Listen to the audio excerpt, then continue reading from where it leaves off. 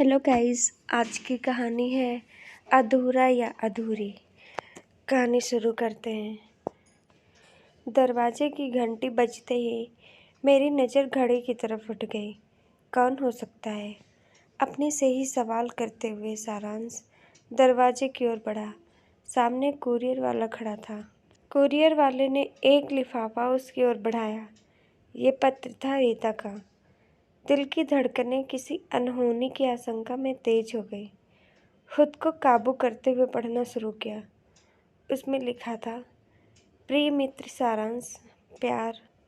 तुम ये पत्र पढ़कर दुखी मत होना। तुम एक सुलझे हुए इंसान हो। आज के समय में तुम्हारे जैसा दोस्त मिलना मुश्किल ही नहीं, नामुमकिन है। पर मेरे मित्र, ये दुनिया अच्छी नहीं। मैंने बहुत करीब से देखा है इसका असली चेहरा, जो बहुत ही डरावना है। हम जिस समाज का अंग है वह बहरूपिया है। चेहरा पर चेहरा लगाए है। चेहरे पर चेहरा लगाए फिरते हैं लोग यहाँ पर। मैं अकेले इसके स्वरूप को नहीं बदल सकते। ये इतना आसान डगर नहीं। जीवन के इन 27 सालों में सिर्फ परेशानी ही देखी है। मैं किसी से क्या शिकवा करूं? मेरे तुम अपने माता पिता ने ही मुझे ठुकरा दिया। सबने मुझे दोष दिया और हक पर मेरा मजाक बनाया। ये कहानी तब शुरू हुई जब मैं साल भर का था। जन्म हुआ तब मैं आम लड़कों के जैसा था।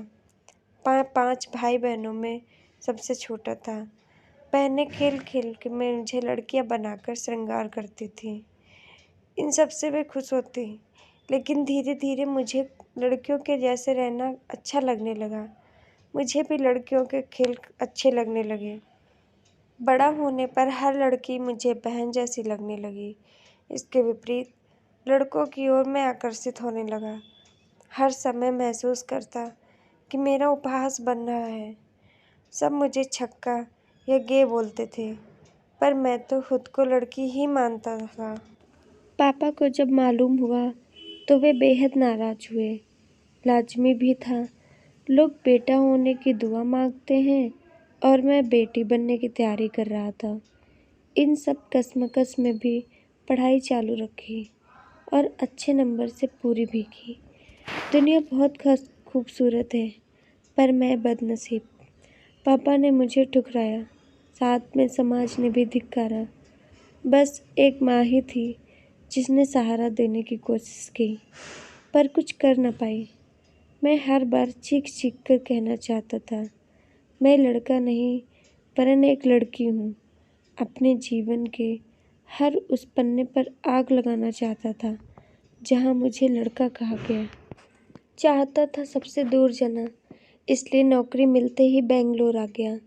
पर इस भेद ने यहाँ भी पीछा नहीं छोड़ा। यहाँ भी मुझे हिजड़ा बोलकर मजाक बनाया। जब भी मुझे कोई लड़का बोलता तो अंदर तक कुछ मर जाता। क्यों मुझे लड़की नहीं माना किसी ने? मैं रीता थी, रीता।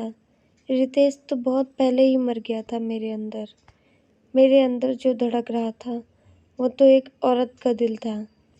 2 दिन पहले जब तुमने साथ जीवन व्यतीत करने का प्रस्ताव रखा, एक बार मन को किया कि फौरन हाँ बोल दूं, पर अंदर की आत्मा ने साथ नहीं दिया और तुमसे थोड़ा वक्त मांगा।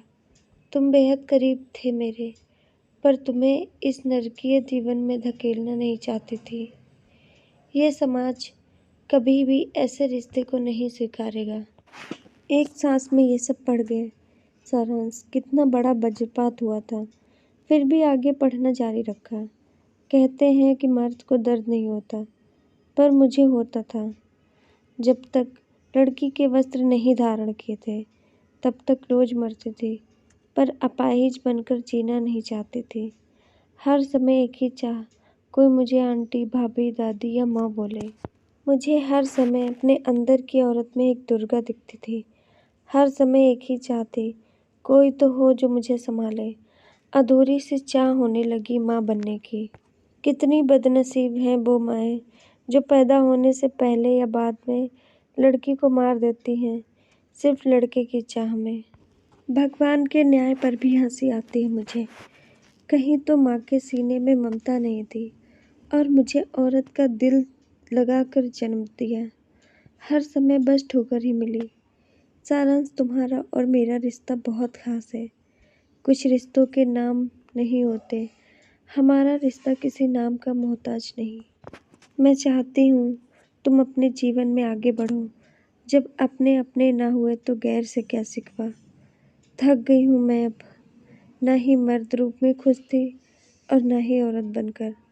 औरत तो बन गई पर पूरी नहीं, एक अधूरी औरत जिसे ये समाज हिजड़ा बोलता है। अब जा रही हूँ मैं सबसे दूर, तुमसे दूर, बहुत दूर। अगला जन्म औरत का मिले, इसी कामना के साथ खुश रहो रीता। पत्र समाप्त हो गया था पर आंसू अभी भी बह रहे थे। सारांश के मन में कई सवाल थे पर शायद उनके जवाब नहीं थे। उसने एक अच्छा दोस्त और एक अच्छा इंसान खो दिया था आज। रीता के लिए उसके मन में इज्जत और भी बढ़ गई थी। गाइस, उम्मीद है कि आपको ये कहानी अच्छी लगी होगी। प्लीज़ कहानी को ज़्यादा से ज़्यादा लाइक करें, शेयर करें, चैनल को सब्सक्राइब करें और बेल आइकन को प्रेस करें और कमेंट कर बताइए कि आपको नेक्स्ट किस टॉपिक पर कहानी चाहिए। Thanks for watching.